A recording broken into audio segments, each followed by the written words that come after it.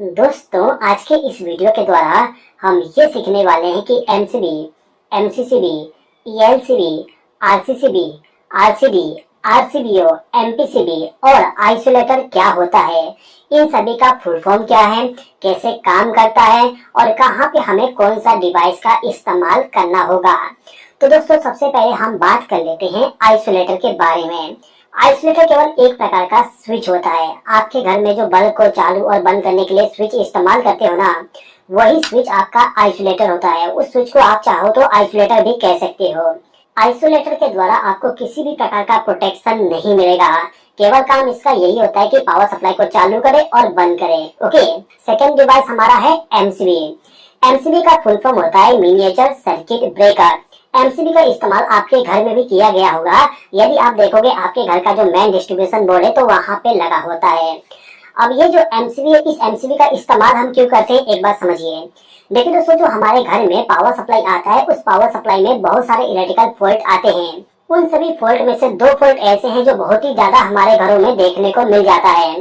सबसे पहला होता है ओवरलोड और सेकंड होता है शॉर्ट सर्किट। तो ये जो दोनों फॉल्ट है, इन्हीं दोनों फॉल्ट के प्रोटेक्शन के लिए हम एमसीबी का इस्तेमाल करते हैं। दोस्तों, आगे बढ़ने से पहले मैं आपको एक चीज और बताना चाहूंगा कि जो एमसीबी होता है और जो आइसोलेटर होता है, ये दोनों के दोनों देखने में एक जैसे होते हैं। जो आपका एमसीबी है उसी के जैसे ही आपका आइसोलेटर भी होता है।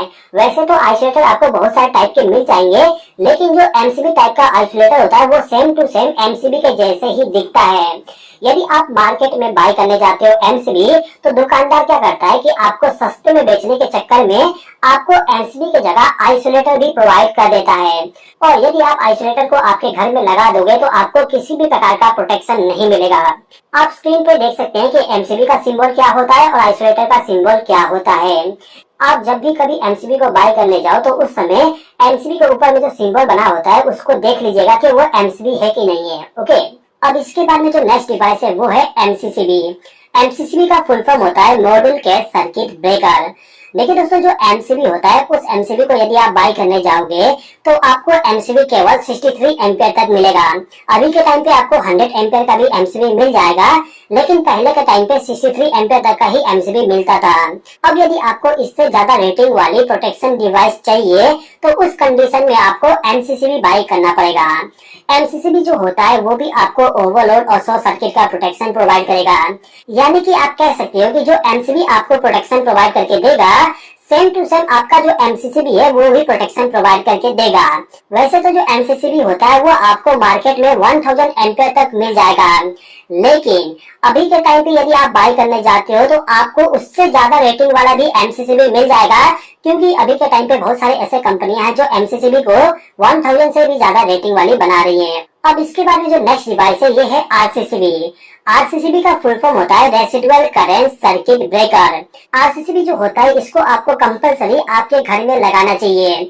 इसको क्यों हमारे घर में लगाना चाहिए, इसको हम थोड़ा सा समझ लेते हैं। यदि आपके घर में या फिर जो इलेक्ट्रिकल सर्किट है उसमें आपने आरसीसीबी को कनेक्ट करके रखे हो और उस कंडीशन में यदि आप जाके फेस सप्लाई को भी पकड़ लेते हो तो आपको इलेक्ट्रिक शॉक नहीं लगेगा। इलेक्ट्रिक शॉक इसलिए नहीं लगेगा क्योंकि जो आपका आरसीसीबी है, आरसीसीबी आपका तुरंत ट्रिप हो जाएगा। यानी कि आपको इलेक्ट्रिक शॉक से प्रोटेक्ट करने के लिए आपको आपके घर में आरसीसीबी का इस्तेमाल करना चाहिए। आरसीसीबी का काम केवल इलेक्ट्रिक शॉक से प्रोटेक्शन प्रोवाइड करना होता है। यदि आप आरसीसीबी के बारे में पूरा डिटेल से समझना चाहते हैं तो इसका वीडियो मैंने ऑलरेडी बना दिया हूँ, उसका लिंक आपको डिस्क्रिप्शन में मिल जाएगा। चलिए अब हम बात करते हैं हमारे नेक्स्ट डिवाइस के बारे में, जिसका नाम है ईएलसीबी।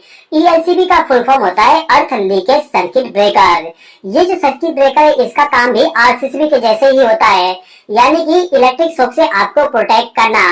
अब यहाँ पे आप ये सोचोगे कि आरसीसीबी जो होता है वो हमें इलेक्ट्रिक शॉक से प्रोटेक्ट कर रहा है और ईएलसीबी भी हमें इलेक्ट्रिक शॉक से प्रोटेक्ट कर रहा है, तो इन दोनों का नाम अलग अलग क्यों है। देखिए दोस्तों, जो आरसीसीबी और ईएलसीबी है, इन दोनों के बीच में दो डिफरेंस बताता हूँ, आप समझ जाओगे। सबसे पहले हम बात करते हैं आरसीसीबी के बारे में। जो हमारा आरसीसीबी होता है वो करंट पे ऑपरेट होने वाली डिवाइस है और आरसीसीबी का यदि हम कनेक्शन करते हैं तो उसमें हमें केवल फेस सप्लाई और न्यूट्रल सप्लाई का ही इस्तेमाल करना पड़ेगा। लेकिन जो ईएलसीबी होता है, ईएलसीबी हमारा वोल्टेज पे ऑपरेट होने वाली डिवाइस है और ELCB का जब हम कनेक्शन करने जाएंगे तो उसमें हमें फेस सप्लाई, न्यूट्रल सप्लाई और अर्थिंग वाले वायर को भी कनेक्ट करना पड़ेगा। इसके अलावा भी बहुत सारे डिफरेंस होते हैं, लेकिन वो ज्यादा इंपॉर्टेंट नहीं है। फिलहाल के टाइम पे केवल ये समझिए कि RCCB और ELCB दोनों एक प्रकार का डिवाइस है जो हमें इलेक्ट्रिक शॉक या फिर अर्थ फोर्स से प्रोटेक्शन प्रोवाइड करता है। अभी के टाइम पे यदि आप मार्केट में ELCB को बाय करने जाओगे तो आपको शायद ना मिले।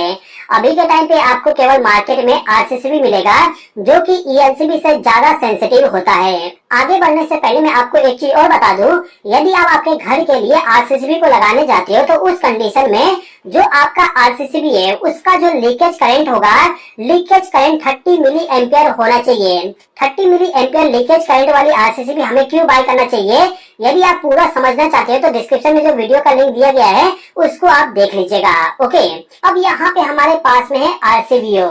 RCBO का फुल फॉर्म होता है residual current circuit breaker with overload protection. इसके नाम से ही आपको थोड़ा बहुत पता चल गया होगा कि RCBO क्या काम करता है। चलिए मैं आपको पूरा चीजें बता देता हूँ। जैसे कि मैंने आपको स्टार्टिंग में बताया कि जो हमारा MCB है, MCB हमें ओवरलोड और शॉर्ट सर्किट से प्रोटेक्शन प्रोवाइड करता है। इसके बाद मैंने आपको ये बताया कि जो RCCB होता है, RCCB हमें अर्थ फोल्ड से प्रोटेक्शन प्रोवाइड करता है। अब यहाँ पे यदि हमें अर्थ फोल्ड, ओवरलोड और शॉर्ट सर्किट से प्रोटेक्शन चाहिए तो हमें यहाँ पे MCB और RCCB दो डिवाइस का इस्तेमाल करना पड़ेगा। लेकिन यदि आप चाहते हो कि आपको दो अलग अलग डिवाइस इस्तेमाल ना करना पड़े, केवल एक डिवाइस के द्वारा आपको ये तीनों प्रोटेक्शन मिल जाए, तो उस कंडीशन में आपको RCBO को बाय करना पड़ता है। तो जो RCBO होता है इसके द्वारा हमें ओवरलोड, शॉर्ट सर्किट और अर्थ फोल्ड से प्रोटेक्शन मिलता है। ओके, ये जो RCBO है इसको हम RCD के नाम से भी जानते हैं। बहुत सारे लोगों के माइंड में ये डाउट होता है कि जो RCBO है और जो RCD है ये दो अलग अलग डिवाइस है, लेकिन ऐसा नहीं है। ये जो RCBO है इसको ही हम RCD भी कहते हैं। ओके, अब इसके बाद में जो हमारे पास में आखिरी डिवाइस है ये है MPCB। MPCB का फुल फॉर्म होता है motor protection circuit breaker. Motor protection circuit breaker के नाम से ही आपको पता चल जाएगा कि ये एक ऐसा डिवाइस है जिसका इस्तेमाल मोटर के प्रोटेक्शन के लिए करेंगे। अब यहाँ पे हमें केवल ये समझना है कि इसके द्वारा हमें क्या क्या प्रोटेक्शन मिलेगा। MPCB जो होता है वो आपको ओवरलोड, शॉर्ट सर्किट, साथ ही साथ में फेस लॉस का भी प्रोटेक्शन प्रोवाइड करता है। तो दोस्तों आई होप कि आपको यहाँ पे ये समझ में आ गया होगा कि कौन सा डिवाइस हमें कहाँ पे इस्तेमाल करना चाहिए और वो डिवाइस हमें क्या क्या प्रोटेक्शन प्रोवाइड करेगा। दोस्तों यदि आपको वीडियो पसंद आया तो लाइक कर दीजिएगा, चैनल पर नए हो तो सब्सक्राइब कर लीजिएगा। इस वीडियो को देखने के लिए धन्यवाद।